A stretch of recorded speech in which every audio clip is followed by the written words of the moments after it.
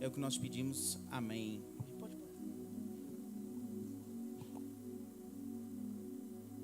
Noite. Boa noite. Graça e paz vos sejam multiplicadas. Amém? Jesus está na casa. Feche os seus olhos. Pai, aqui nós estamos mais uma vez, não invalidando a oração do teu filho. Te damos graças e celebramos o teu santo nome. O Senhor é fiel. O Senhor é tremendo, digno de toda adoração. Nós estamos aqui com um único intuito de ouvir a tua voz, sermos mudados, transformados pelo poder da tua santa e gloriosa palavra. Leva o pensamento e a mente dos seus filhos cativas ao Senhor. Que enquanto estivermos ministrando essa palavra, o coração dos meus irmãos sejam rendidos ao Senhor. Que o coração e a mente dos seus filhos estejam alertas, receptivos para receber a palavra que vem do teu coração. Ó Deus, edifica-nos, exorta-nos, consola-nos segundo a tua vontade. Se tem alguém aqui que entrou enfermo, Senhor, entrou aqui doente fisicamente, libera a tua palavra de cura. Há poder no sangue de Jesus. Em nome de Jesus nós liberamos a tua palavra de cura.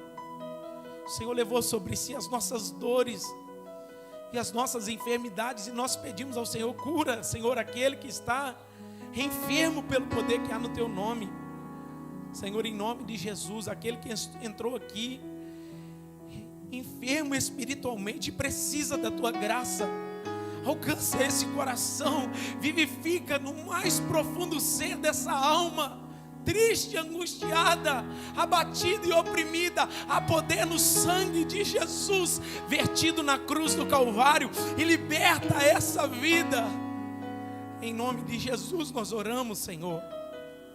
Nós cremos, Senhor, que o Senhor falará conosco, e te glorificamos em nome de Jesus. Amém. Abra sua Bíblia comigo, livro de Atos, capítulo 20, versículo 7.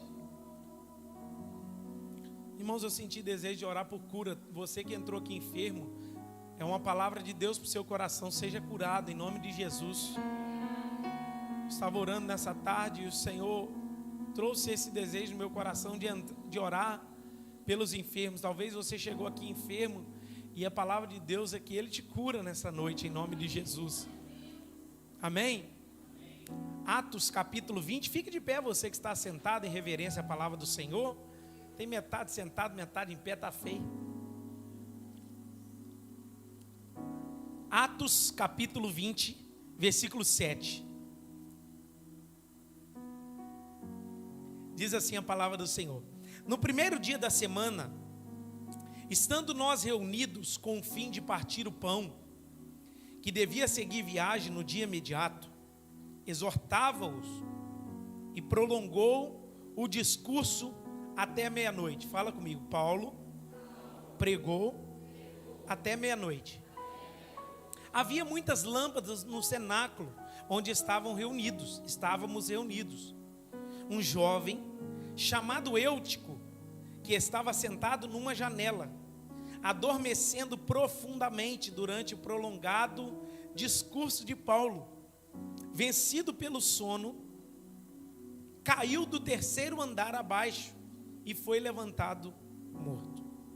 E descendo, porém, Paulo inclinou-se sobre ele e, abraçando-o, disse: não vos perturbeis, que a vida está nele.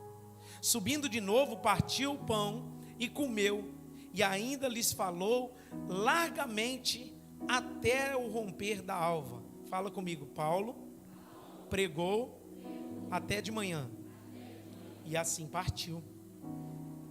Então conduziram vivo o rapaz e sentiram-se grandemente confortados. Podem vos assentar.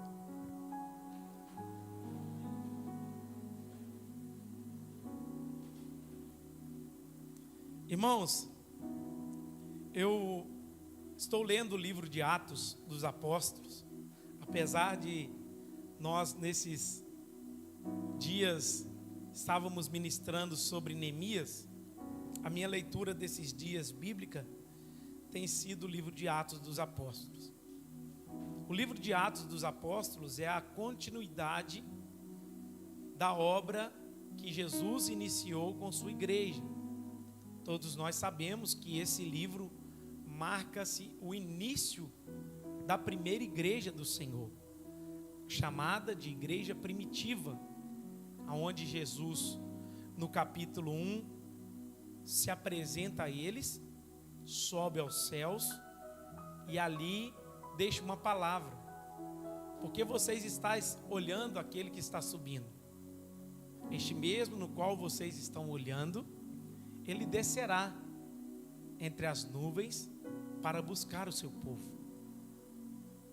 Ele também deixou uma promessa no capítulo 1, que era para que os discípulos aguardassem em Jerusalém, até que do alto sejam revestidos de poder.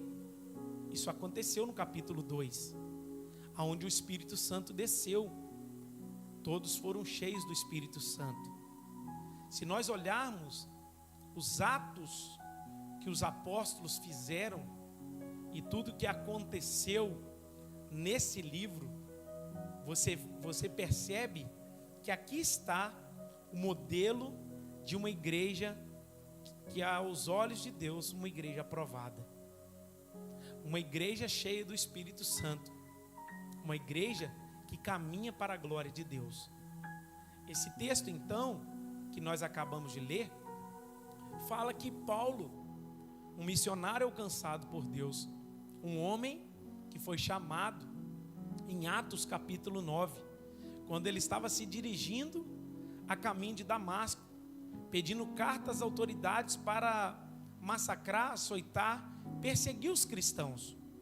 A luz brilhou nos olhos de Paulo. Paulo assim é transformado, Paulo assim é liberto, e Deus levanta ele como um vaso escolhido para levar o seu nome perante os gentios. Nós sabemos que Paulo foi um dos maiores homens que passaram sobre essa terra após Jesus. Paulo foi um homem que inaugurou a igreja gentílica, onde ele pregava o evangelho aos gentios, obedecendo à voz de Deus. E dentro de algumas viagens, Paulo, ele vai para Corinto, vai para Éfeso, vai para tantas igrejas, e ali ele implanta o evangelho do Senhor Jesus nessas igrejas. Quando a gente olha Paulo, ele está na região da Macedônia. Ele vai para lá, fica 3 meses nessa cidade, conforta os discípulos ali, traz consolo para o coração dos discípulos. E o que Paulo mais fazia? Era trazer ensinamentos da parte de Deus aos novos cristãos que estavam chegando no evangelho do Senhor Jesus. O texto em que nós lemos, Paulo está em Trode, onde ele deseja falar para aquela igreja que se reunia naquela cidade. E é interessante a gente olhar alguns detalhes desse texto, porque eles têm muitas lições preciosas para trazer para o nosso coração. Paulo decide pregar a palavra de Deus, e existia um jovem que estava sentado na janela. Esse jovem ouviu o discurso de Paulo, e Paulo, por pregar até meia-noite, esse jovem é tomado de sono. O sono pegou ele, e ele dorme, e ele cai num profundo sono. E o que é que acontece com ele? Quem dorme, deita. Ele deitou na janela e caiu para trás. Do 3º andar, caiu morto lá embaixo. Eu fico imaginando o alvoroço daquele culto. Paulo pregando, Paulo ensinando, com toda diligência, temor e amor. O irmão que dorme, dá um problema danado, cai lá embaixo. Todo mundo desce daquele andar, o cenáculo, 3 andares. Imagina aquelas escadas. Imagina como ficou o culto daquela noite. O sono pegou alguém. e matou um jovem. O que Paulo faz? Diante do tumulto que está, o problema que está, ele desce lá embaixo, abraça o rapaz e fala assim: não preocupa não, a vida está nele, vamos voltar para o culto. E ali ele fala até o amanhecer do dia. Se a gente olhar algumas coisas dos versículos, a gente vai aprender alguns pontos importantes. O primeiro ponto é o versículo 7. No primeiro dia da semana. Qual que é o primeiro dia da semana? Domingo. Aqui também mostra para nós o porquê nós reunimos no domingo e não no sábado. Sabemos que o sábado é o sábado de Deus, segundo os judeus. É o Shabat. Mas por que nós, cristãos, nos reunimos no domingo? Alguns motivos. O primeiro, foi o dia que Jesus ressuscitou. Dentre tantos motivos que você tem para adorar Jesus, o principal deles é saber que num domingo, as mulheres pela manhã foram ao sepulcro, levarem aromas para o corpo de Jesus. E quando elas chegaram lá, elas olharam, a pedra estava removida.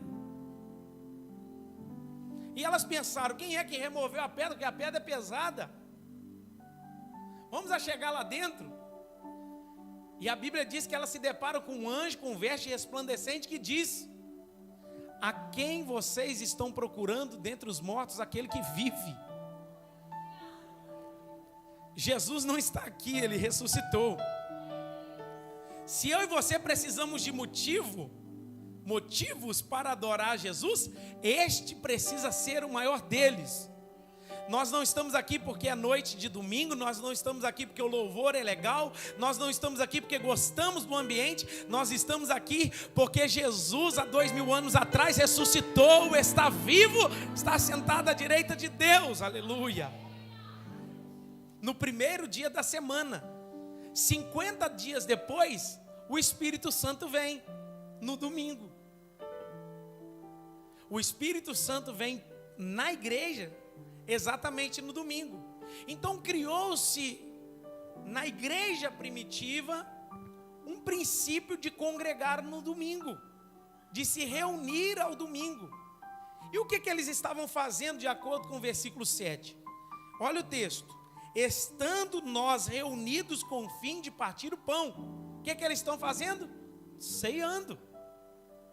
Eles estão reunidos no domingo, eles estão ceando, e eles agora vão ouvir a mensagem que Paulo iria trazer aos seus corações. E Paulo os encorajava. Na minha tradução diz: exortava-os. Em outras traduções vai dizer que Paulo os encorajava. Paulo trazia encorajamento para a igreja na pregação da palavra de Deus.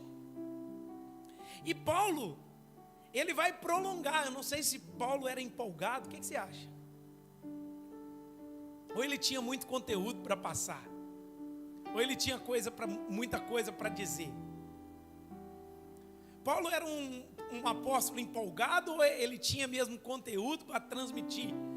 Que ele sabia que aquele dia era o último dia naquela região, naquela cidade. E no outro dia cedo ele tinha que embarcar, ele tinha que caminhar, ele tinha que seguir viagem para onde Deus direcionasse ele. E a palavra do Senhor vai nos dizer, irmãos, que Paulo vai pregar até meia-noite. Lembra que a gente estudou no livro de Neemias? Quando a lei foi lida, de manhã até o meio-dia, todo mundo não arredou o pé? Eu não vou falar aqui que eu vou pregar até meia-noite, porque Paulo é Paulo, pastor Marcel. Vai dar ou vocês vão dormir ou vai ter gente indo embora. Mas é interessante a gente notar que a maneira na qual eles reuniam para servir a Deus, o motivo era congregar, o motivo era partir o pão, o motivo era adorar a Deus, e o motivo era ouvir a palavra de Deus. Irmãos, nós precisamos ter esse entendimento no nosso coração. Domingo é o dia do Senhor, é o dia de ir na igreja, É o dia que nós separamos para servir a Deus. É o dia que nós separamos para adorar o Senhor, para estar junto de gente, apertado com gente, abraçando gente, dando mão a gente, beijando gente. Isso é maravilhoso no Evangelho. E o motivo que eles estavam reunidos é esse: celebrar o sacrifício de Cristo naquela cruz. E um culto de ceia demorado como esse. Mas o próximo versículo vai trazer uma informação para nós importante. Olha o texto. Havia muitas lâmpadas no cenáculo onde estávamos reunidos. Eu fiquei me perguntando sobre o detalhe desse versículo de número 8. Por que Lucas faz questão de mencionar que existiam muitas lâmpadas dentro de onde eles estavam reunidos? Parou para pensar? Por que existe esse versículo 8? Por que Lucas faz questão de mencionar que o lugar estava bem iluminado? Por que Lucas faz questão de mencionar que o lugar estava claro? Que não tinha lamparinas, somente algumas. Mas o lugar em que eles estavam estava muito bem iluminado. Por quê? Porque ele vai mostrar o que aconteceu no próximo versículo. E o que acontece no próximo versículo? O jovem dorme. Então vamos entender isso aqui. Paulo prega e ele estende o sermão até meia-noite. O lugar estava bem iluminado e o jovem dorme. Será que ele estava dormindo porque o lugar estava aquela luz brandinha assim, a fumacinha das lamparinas subindo? E estava tudo propício para cochilar mesmo? Não. A gente pode encontrar aqui razões para esse menino, esse jovem, não dormir na pregação. Primeiro dela, é momento de estar diante de Deus. Cuidado com esse sono que te pega na hora do culto, irmão.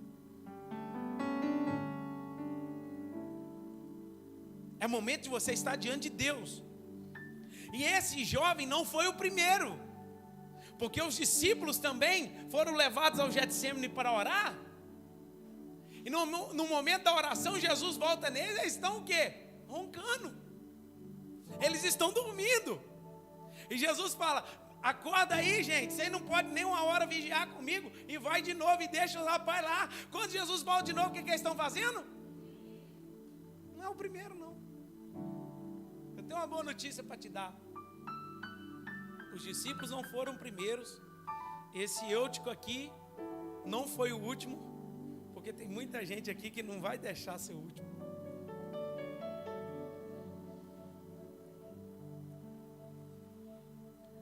Olha para esse irmão que está do seu lado, vê se ele tem cara de que dorme na igreja.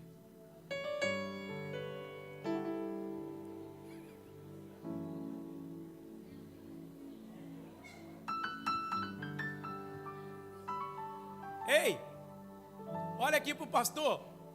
Primeiro motivo. É momento de cultuar ao Rei dos Reis, ao Senhor dos Senhores. É momento de adorar ao Rei dos Reis, ao Senhor dos Senhores. É momento de celebrar a Ele. O sono não pode nos pegar, porque quem está sendo exaltado é o Senhor. Quem está sendo engrandecido é o Senhor. A glória é para o Senhor, o louvor é para o Senhor, o domínio é para o Senhor. Quando nós estamos num ambiente de glória, não tem como dormir. Quando estamos num ambiente de presença de Deus, não tem como dormir. E esse jovem vai dormir. Terceiro motivo: se fosse o pastor Marcelo, concordava ele em dormir, mas é Paulo. É o pregador Paulo. É o apóstolo Paulo pregando. O homem está ouvindo o maior dos apóstolos pregando e está dormindo, gente. Por isso que eu não brigo quem dorme. Pode cair em paz.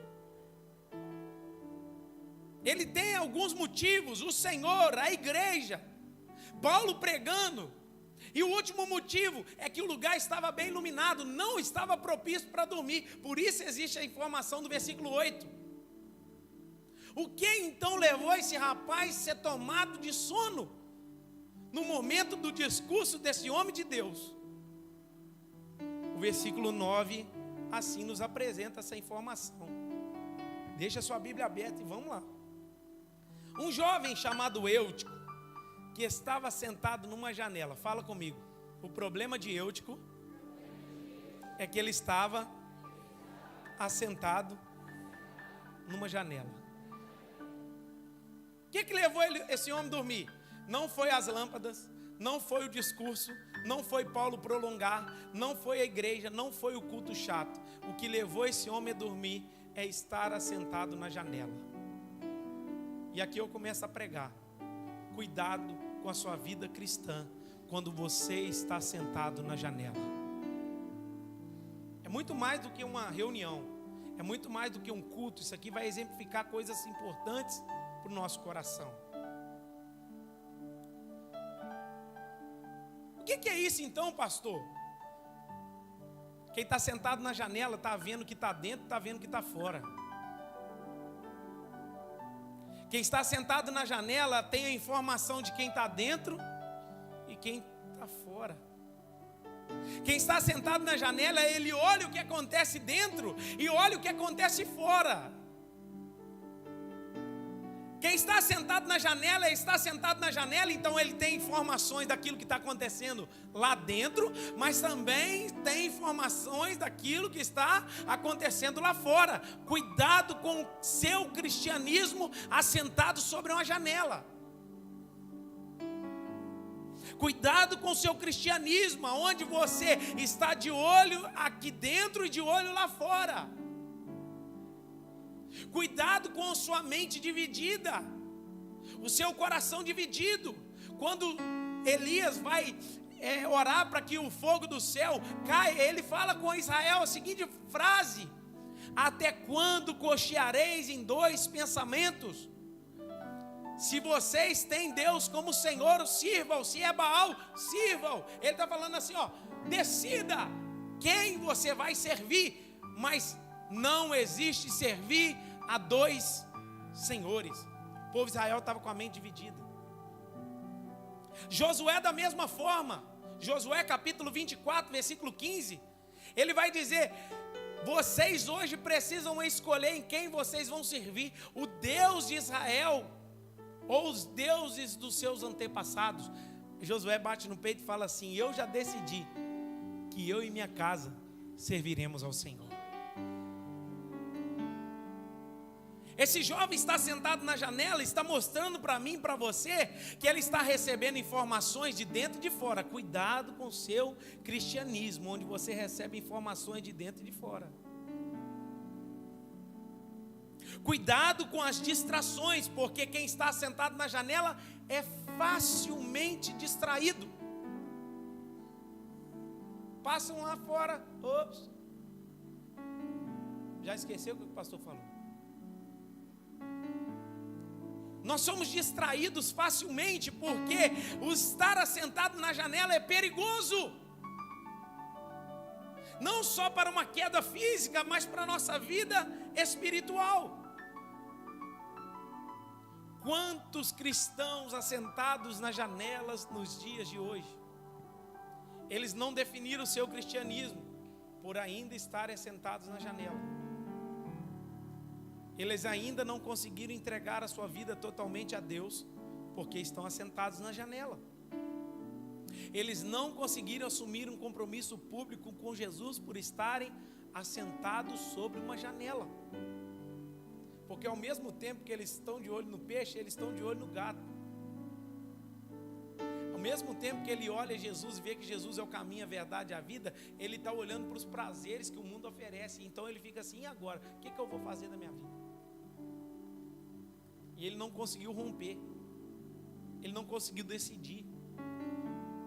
O fato de estar sentado na janela mostra que esse jovem aqui, ele está distraído tanto com as coisas lá de fora quanto as coisas de dentro. Ele recebe informações tanto daquilo que está acontecendo dentro quanto daquilo que está acontecendo fora. E cuidado, é um alerta para o seu coração. Cuidado para onde você está olhando. Aquilo que você olha define onde você vai chegar. Para onde você está olhando define onde você vai chegar. Você está com os olhos aonde? Dentro ou fora?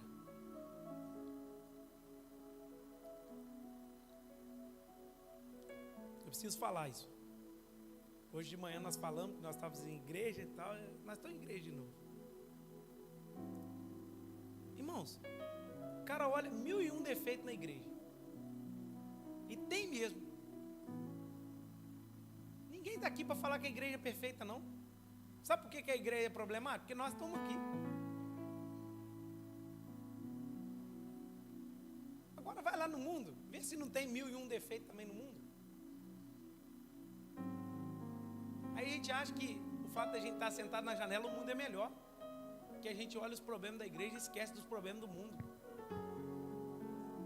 Do mesmo jeito, tem problema no mundo, tem problema na igreja. Irmão, onde tem gente tem problema. Vai ser rodeado de problema.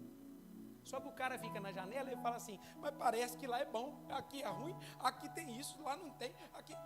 Vai para lá para você ver.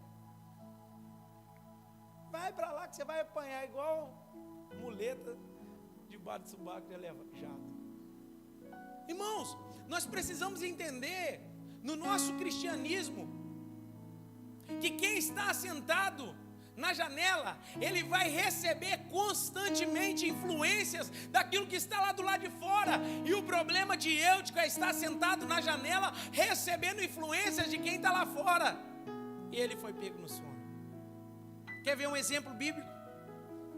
As janelas que você tem acessado nas redes sociais. Falei de exemplo bíblico, não é isso.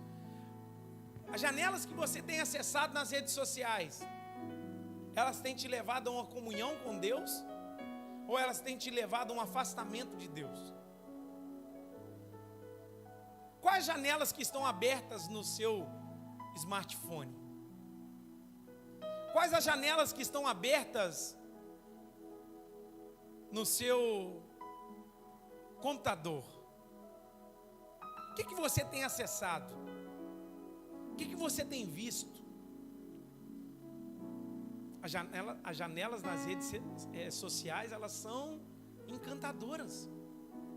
Elas nos atraem, nos seduzem, porque a concupiscência dos olhos, a soberba da vida, ela vem através daquilo que nós estamos vendo.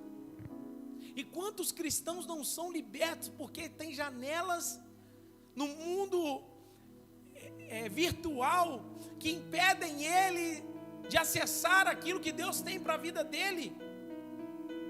Cuidado, você vai ser pego no sono. Dormir você vai cair. E cair, a queda pode ser grande. E a queda sendo grande, meu irmão, você vai precisar ser ressuscitado. E quantos já caíram há muito tempo pelo fato de ficarem na janela da dúvida? Quer ver um exemplo bíblico? Davi. Qual foi o declínio de Davi? O problema de Davi. No tempo que os reis decidiam sair para a guerra, Davi ficou. A Bíblia diz que Davi estava no seu palácio. A Bíblia diz que Davi, ele ocioso, de boa, tranquilo, na janela da sua casa, ele olha lá embaixo e avista uma mulher se banhando. Qual foi o declínio de Davi? Olhar pela janela aquilo que não devia ter olhado. Ele mandou perguntar: quem é aquela mulher que está se banhando linda lá? Já avisaram ele: Batseba, a esposa de Urias, está lá na guerra, que era para você estar lá, você não está? Manda chamar ela. Aí você já sabe a história: adultério, assassinato, problemas e mais problemas. Davi adquiriu porque estava olhando na janela errada. Cuidado. Eu estou aqui para te alertar nessa noite. Cuidado com a janela que você está olhando. Pode ser um momento de prazer, pode ser só 1 minuto, pode ser 15 minutos, pode ser meia hora, que vai tirar o céu de dentro de você, a comunhão de Deus da sua alma, do seu coração. E Davi, ele olha lá de cima. Inicialmente estava tudo tranquilo, estava tudo bem, ele estava só ocioso, mas não, ele foi olhar para o lugar errado. E ele da janela observa aquilo que não é para olhar. Cuidado com as janelas que você tem olhado. Quer ver outro exemplo? Eva. O que a serpente faz? Ela mostra o fruto. Veja que este fruto, ele pode dar entendimento. A mulher cobiça aquele fruto pelos olhos. Ela viu que o fruto era bom, que a árvore era boa, para dar entendimento. Através dos olhos de Eva, ela cai no pecado, onde culminou a decadência do homem. Por que isso, irmãos? Começou daquilo que ela estava olhando. Eutico não é diferente. Ele olhava para dentro da igreja, olhava para fora. Eutico recebe a influência de dentro e recebe a influência de fora. Cuidado com aquilo que você tem olhado. Onde estão os seus olhos? Pergunta para o irmão que está do seu lado: onde estão os seus olhos? Quer ver outro exemplo? Eu citei isso aqui quinta-feira. Mateus capítulo 14, Jesus vai dizer assim para os discípulos: passe para o outro lado. Os discípulos vão. E quando eles estão na quarta vigília da noite, é uma tempestade terrível. Vento, onda, mar bravio, açoitando o barco dos discípulos. E a palavra de Deus vai nos dizer, irmãos, que Jesus vem andando sobre as águas para socorrer eles. Na quarta vigília da noite, Jesus vem andando sobre as águas. Pedro duvida e fala assim: se é o Senhor, manda eu ir ter contigo. E o texto diz: é eu mesmo, pode descer. O texto diz que Pedro vai andando sobre as águas. Já pensou? Um deslize de Pedro, ele afunda. O que Pedro fez? Não pecou. Pedro não fez nada demais. Sabe o que Pedro fez? Reparou a força do vento e teve medo. A única coisa que Pedro deixou de fazer é olhar para Jesus. Um momento, um descuido que você deixa de olhar para Jesus, sua queda pode ser grande. Olha para o vento para ver se você não afunda. Olha para a tempestade para você ver se você não afunda. Mas eu louvo o Senhor, meu irmão, porque o momento que Pedro afunda, ele fica ali, Jesus está ali perto e fala assim: Pedro, calma aí, tal, não temas. Vou liberar essa palavra para o coração de alguém aqui. Talvez você estava olhando para Jesus e afundou porque você parou de olhar para Ele. Jesus está aqui. E Ele vai fazer com você, que está afundando, aquilo que Ele fez com Pedro. Não temas, Pedro, eu estou tomando você pelas mãos. Igreja Batista Reviver, não temas. Deus te segura nas mãos essa noite. Se você deixou por um momento de olhar para Jesus, se você desviou o seu foco de Jesus e está olhando para o vento, para a tempestade, para aquilo que está acontecendo à sua volta e começou a afundar, Ele está aqui para te segurar nas mãos e dizer para você: não temas. Aleluia, aleluia. Você pode agradecer a Jesus? Jesus está aqui para te segurar nas mãos. Um descuido seu, você afunda. Um descuido na nossa caminhada, a gente afunda. Um momento que a gente tirou o foco dele, a gente vai afundar. Mas aquele momento que Pedro volta, Jesus toma ele pelas mãos. Jesus está aqui para te segurar nas mãos. Aleluia, aleluia. Quer ver outro exemplo? Mulher de Ló. A ordem foi: saia e não olhe para trás. O que a mulher do Ló fez? Aquilo que você está olhando vai definir aonde você vai chegar. O que aconteceu com ela? Ficou paralisada, ficou transformada, estátua de sal. Quer uma senha? Toda vez que você vê as pessoas falando muito das outras, está igual a mulher de Ló, transformado, está uma estátua de sal. Porque todas as vezes que você para falar dos outros, a sua vida que para. A mulher de Ló tinha um caminhar para sair daquela cidade da perdição. A mulher de Ló tinha uma ordem divina para sair daquela cidade e ir em direção onde Deus estava mandando, que o Senhor estava usando de misericórdia. O que ela vai fazer? Olhar para trás. Cuidado. O problema de Eutico aqui, irmãos, é ter um olhar dividido com Deus e o mundo.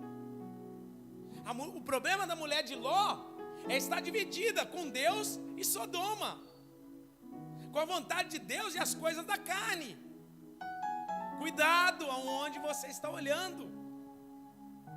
Cuidado com as janelas que você se encontra. Outro exemplo, o diácono Hélio citou isso aqui quinta-feira no culto. Asaf no Salmo 73. Olha Asaf para você ver. Quanto a mim. Aí ele começa o Salmo, no Salmo 73, falando assim: Deus é bom para com Israel. Aí ele fala assim: mas quanto a mim, quase que eu escorreguei. Quase que meus pés se foram e caí em perdição. Sabe o que Asaf está dizendo no Salmo 73? Eu olhei demais para o ímpio. Eu vi a força do ímpio, eu vi a prosperidade do ímpio, eu vi a riqueza do ímpio, eu vi o que estava acontecendo na vida do ímpio. Enquanto eu olhei para a vida do ímpio, os meus pés quase se desviaram do Senhor.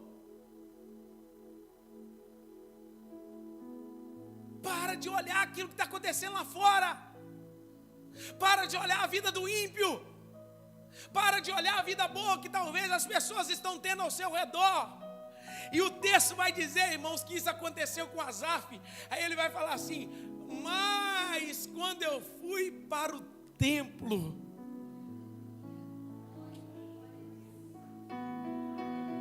meus pés estavam quase desviando dos mandamentos, eu estava quase escorregando, eu estava quase caindo, porque eu olhei demais para a vida do ímpio, eu olhei demais para aquilo que estava acontecendo nas pessoas ao meu redor. Mas quanto a mim, eu quase desviei, eu quase caí, porque os meus olhos foram para o lugar errado.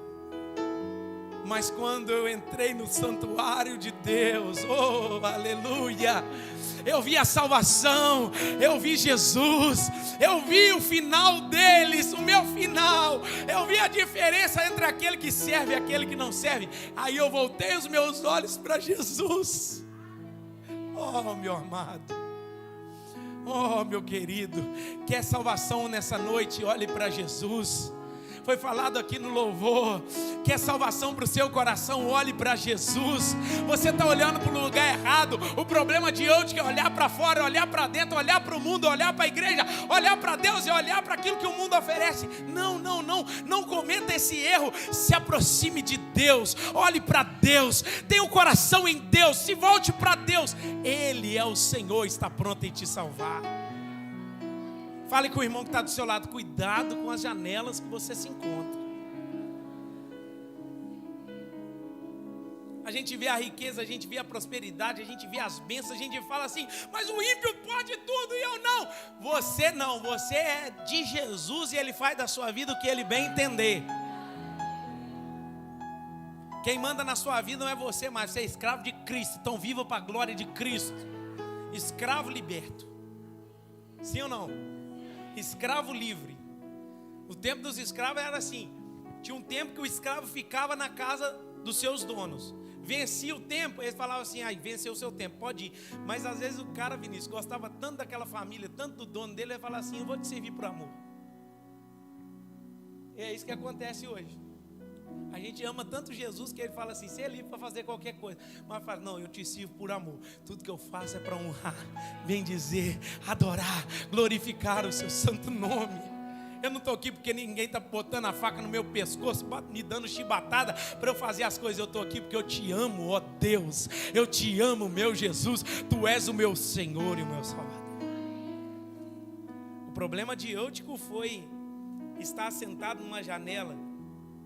Repare que Eutico, ele Está ouvindo Paulo. O problema não era a pregação. A igreja estava cheia, porque era dia de partir o pão, Santa Ceia, o culto maravilhoso. O problema aqui, talvez não fosse o discurso até meia-noite. O problema que eu encontro aqui na vida de Eutico é que ele estava sentado no lugar errado, na janela. Quantos estão quase caindo? E Jesus está falando assim, ó, volta, jovem. Tira os seus olhos de lá. Tira os seus olhos do mundo. A soberba da carne, a concupiscência dos olhos, a soberba da vida. Tira os olhos de lá. Para de olhar para os outros. Para de olhar a vida dos outros. Para de olhar o mundo. João capítulo 3, Jesus vai dizer, vocês lembram lá a serpente no deserto, no livro de Êxodo? As serpentes abrasadoras foram liberadas. O que Moisés faz? Direcionado por Deus, levanta um negócio de cobre, né? De bronze, serpente de bronze. Aí a pessoa era picada pela serpente. Qual que era a cura? Olhar para a serpente de bronze. Aí Jesus em João 3, ele vai citar isso. Ele vai dizer assim, ó, assim como a serpente foi levantada lá no deserto e todo mundo que olhava para ela era curado, assim também importa que o Filho do Homem seja levantado. Por quê? Pegou não? Porque quando você olha para Jesus, você é salvo. Quando você olha para Jesus, você é curado. Deus está falando com alguém aqui que está olhando para os lados, está olhando para trás, está olhando para o mundo, está olhando para as coisas dessa vida. E Jesus está falando assim, olha para mim, tem salvação para você, tem vida eterna para você. O que os olhos não viram, ouvido não ouviram, jamais se passou no coração do homem. É o que Deus tem preparado para mim e para você. É a glória, é a vida eterna, é o poder de Deus. Você pode agradecer a Jesus, irmão? Você pode louvar a Jesus?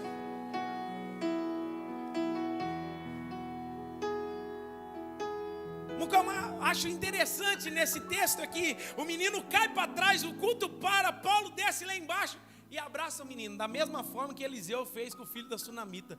Deitou em cima dele, abraçou e falou assim, calma gente, só foi uma lição para vocês, não se assente na janela.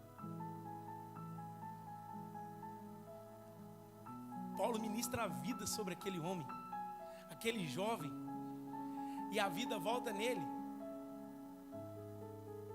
Sabe o que acontece? Pega o menino na mão, vão subir de novo, que o culto continua. Eu fico impressionado com esse milagre, é maravilhoso milagre, sim ou não? O menino cai do terceiro andar de cabeça para baixo, todo mundo olha que ele está morto. Aí Paulo abraça o menino, a vida está nele, vamos voltar que o culto continua. Irmão, mais impressionado com a atitude da igreja em voltar para o culto diante daquele milagre, continuar ouvindo Paulo, do que com o milagre. O povo estava com os olhos fitos no Senhor.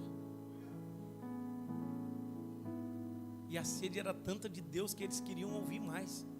E Paulo, que é um culto que estava demorando até meia-noite, vai acontecer até 6 horas da manhã. Não quer clarear o dia, a gente para o culto. A lição ali desse jovem serve para despertar aqueles que estão na janela. E eu não acredito que esse menino voltou para o culto e sentou de novo lá.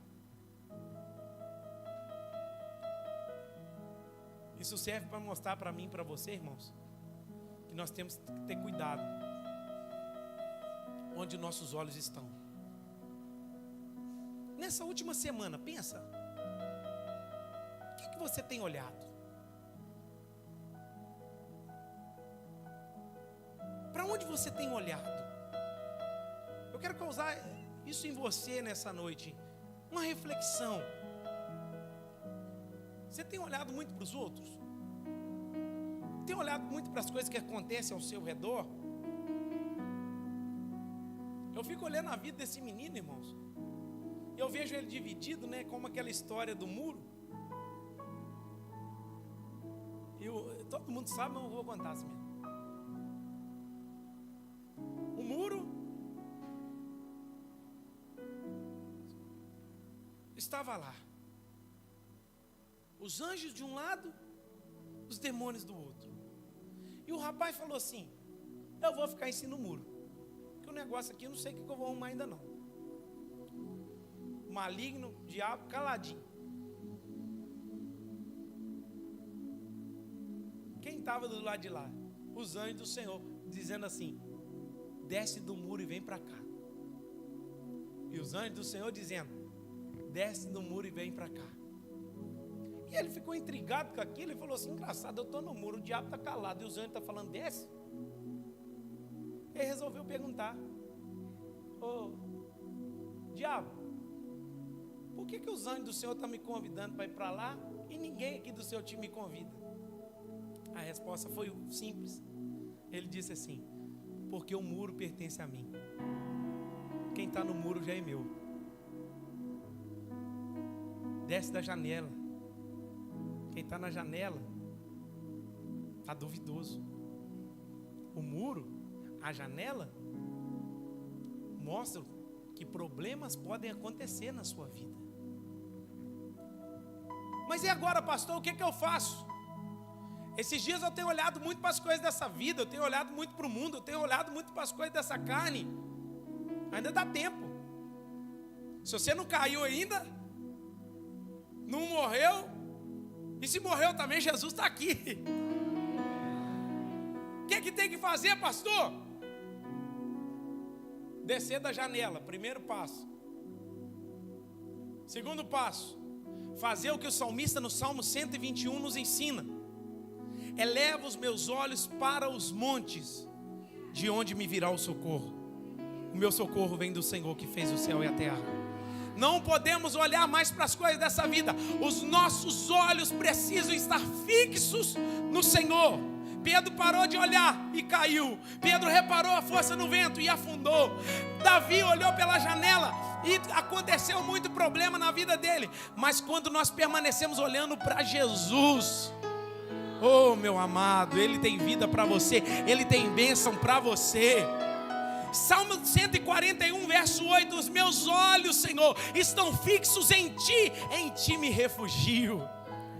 Oh meu amado, quando você começa a olhar demais para as coisas, essas coisas que você está olhando, elas contaminam o seu interior, elas contaminam o seu coração. Por isso que Jesus em Mateus 6:22 vai dizer que os olhos são a candeia do corpo. Se os seus olhos forem bons, todo o teu corpo terá luz, mas se eles forem maus, o teu corpo será tenebroso. Quão grandes pecados existem em nossas vidas por causa dos nossos olhos, por causa daquilo que a gente está olhando. Isaías 45:22: olhai para mim e sereis salvos. É um convite de Deus. Tira o seu olho da janela lá do lado de fora. Deus está trazendo essa palavra, Hebreus 12:2, olhando firmemente para o autor e consumador da nossa fé. Filipenses 3:13, eu não julgo que eu haja alcançado, mas uma coisa é fácil, esquecendo-me das coisas que para trás ficam, avanço para as que estão diante de mim, prossigo para o alvo, para o prêmio da soberana vocação de Deus em Cristo Jesus. Paulo está dizendo assim: o passado não me influencia, as coisas que estão acontecendo agora também não, porque eu tenho um alvo, e daqui para frente eu estou com um olhar no alvo, que é Jesus. Aleluia. Você precisa tirar os olhos daquilo que está ao seu redor e voltar a olhar para Jesus. A serpente que foi levantada no deserto para curar todos aqueles que foram picados. O Filho do Homem foi levantado. Irmãos, quando eu olho para a cruz, essa cruz me encanta, eu não consigo ver. Você sabe o que é isso?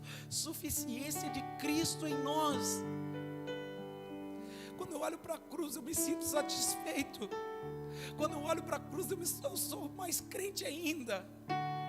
Quando eu olho para o sacrifício do Salvador, eu me torno mais desejoso por Deus ainda. Porque, irmãos, tudo aquilo que Ele fez na cruz do Calvário, quando eu olho para isso a cada dia mais me encanta, me apaixona. Nós estamos aqui nesse culto, nessa noite. E eu estou pregando para muita gente que deixou de olhar para Jesus.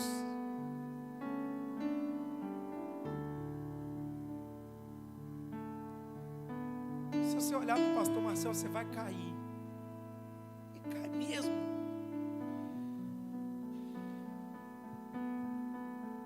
Se olhar para os homens, você vai cair mesmo. Se eu olhar para os problemas, você vai cair mesmo. Mas quando eu olho para Jesus, a suficiência de Cristo é suficiente. Cristo sempre foi e sempre será suficiente. Fica de pé no seu lugar.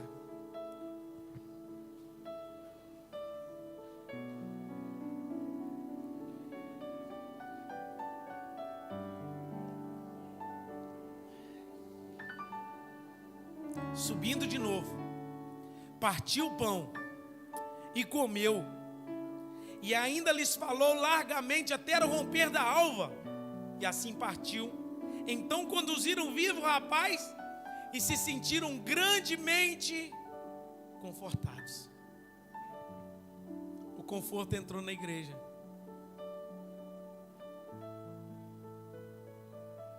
Porque a ressurreição aconteceu na vida desse jovem. Eu quero orar nessa noite em especial. Quero que você não ande agora, só os obreiros andando. Mas talvez essa palavra aqui trouxe ao seu coração uma reflexão. Eutico estava olhando muito lá para fora. Vocês repararam aqui que enquanto a gente estava aqui, eu pregando aqui, eu reparei que estava colocando cadeira ali? Quem reparou? Levanta a mão. Pode ser sincero. Eu reparei. Você percebe que as coisas do mundo tiram o foco da gente rapidamente? São detalhes que nos tiram. Eu não vou perguntar, mas não precisa. Eu vou perguntar, mas não precisa responder. Mas quantos já pensaram o que vai ter de cantina hoje? Ao colocar as cadeiras, a nossa mente foi, vai ter pastel, vai ter isso, vai ter aquilo, né? A nossa mente foi para lá. Rapidamente a gente é seduzido pelas coisas desse mundo. E a minha oração nessa noite é: eu quero orar pelos Euticos que talvez estavam sentados na janela, adormeceram, morreram, caíram, e talvez você não morreu, mas só dormiu. Quero orar pela sua vida. Se você é esse Eutico, sai do seu lugar e eu quero impor as mãos junto com os obreiros pela sua vida em nome de Jesus. Aleluia, Jesus. Quero convidar o louvor também. Nós vamos cantar ao Senhor. Vitorioso és. Em nome de Jesus, os obreiros. O Senhor está falando nessa casa, nessa noite. E Ele está liberando uma palavra ao coração dos meus irmãos. Você, como eu, quase caiu. Dobre o seu joelho em nome de Jesus. Deixa o Espírito Santo ministrar o seu coração isso. Eu quero convidar os obreiros a impor as mãos desses irmãos.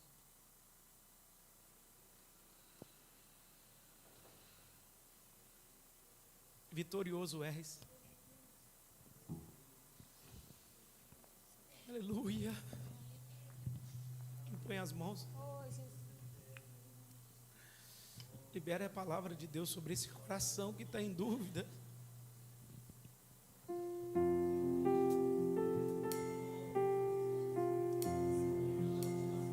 Põe as mãos em nome de Jesus.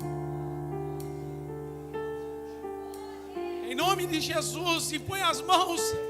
É uma noite de guerra, é uma noite de batalha que muitos irmãos estão olhando pela janela.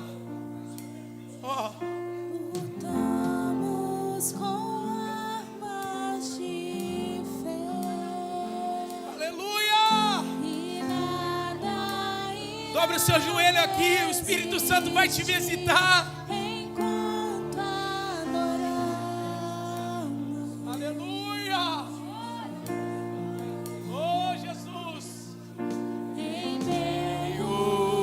tribulações. O nosso Deus é vencer. Ainda dá tempo, Deus está falando com eúticos aqui, que estão assentados na janela. Oh, aleluia! Oh, Jesus, aleluia! Vitorioso és, na tempestade está. Oh, Deus! Teu nome infalível é. Os reinos vêm e vão, teu trono acima está. Teu nome imutável é.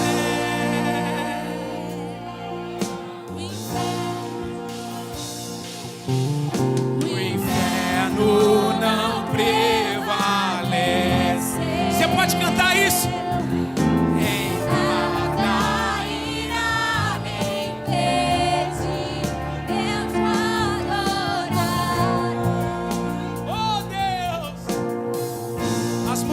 Tem que cair. Muralhas vão estremecer. Cadeias Irão se romper enquanto adoramos. Você pode levantar as suas mãos e cantar isso ao Senhor nessa noite, porque Ele é vitorioso. Vitorioso és, na tempestade está. Era marcandarás, seu nome infalível é. Os reinos vêm e vão, teu trono acima está. Ei! Teu nome imutável é. O teu nome é grande, o teu nome é poderoso. Como um trovão impetuoso. Poderoso és, grandioso és. Que vem aos céus, nós proclamamos. Poderoso és, Grandioso és, como um trovão impetuoso. poderoso és. Grandioso és, que vem aos céus. Nós proclamamos. Poderoso és. Grandioso és. Segura na mão desse irmão que está do seu lado. Vê se tem vida nele aí. Vê se tem vida nele aí. Alabarachandarai. Receba a vida de Deus. Receba a presença de Deus. Receba a unção de Deus. O eútico que cai. O eútico que morreu. Paulo abraça ele. Sinta-se abraçado pela presença de Deus. Levante a mão desse irmão. Levante a mão desse irmão. Aleluia. Espírito de Deus. Tem vida de Deus aqui neste lugar. Tem unção de Deus vivificando corações.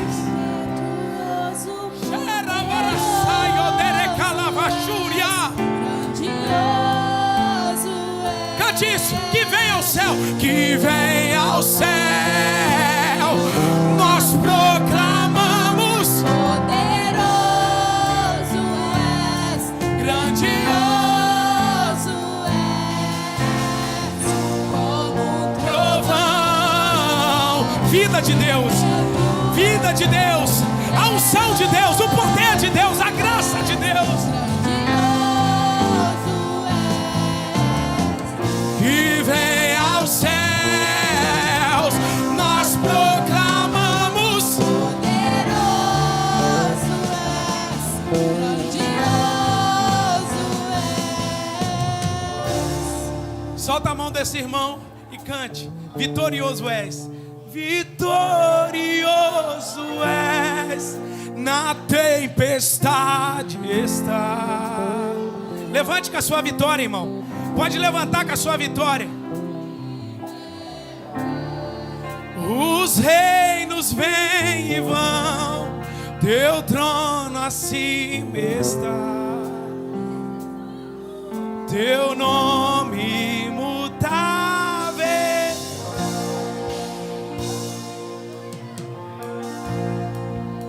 Eu quero ouvir a igreja como um trovão, vai. Como impetuoso.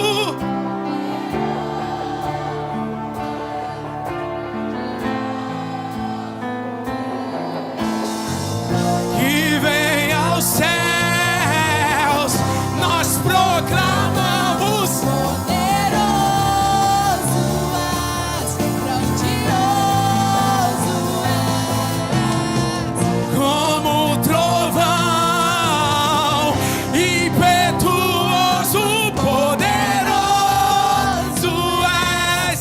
Grandioso és, que vem ao céu. Nós proclamamos. Poderoso és, grandioso és, vitorioso és.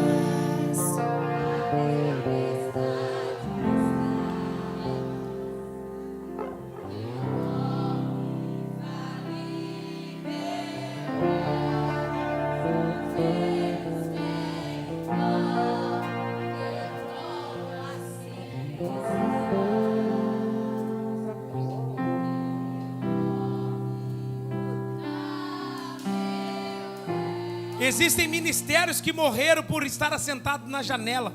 E Deus está falando assim: eu quero trazer vida para o seu coração. Seu ministério morreu, para de se assentar na janela.